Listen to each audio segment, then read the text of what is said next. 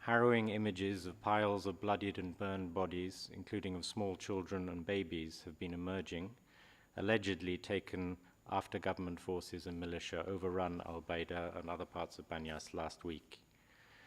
These images, if verified, and I stress they're not verified at this point, indicate a complete lack of regard for the lives of civilians.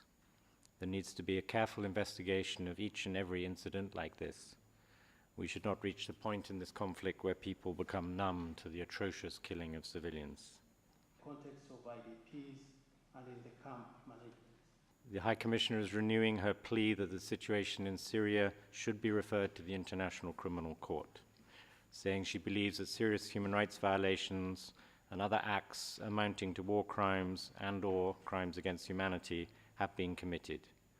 We must make it clear to both the government and the armed opposition groups that there will be clear consequences for the people responsible for these crimes. The High Commissioner stresses that violence to life and person, in particular murder of all kinds, mutilation, cruel treatment, and torture, constitute very serious international crimes.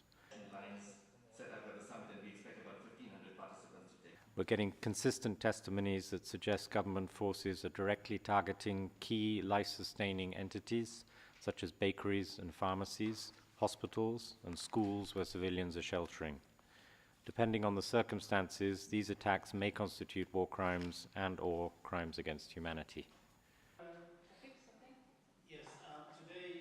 The High Commissioner notes the disgraceful disregard for the protection of civilians is not restricted to the government side.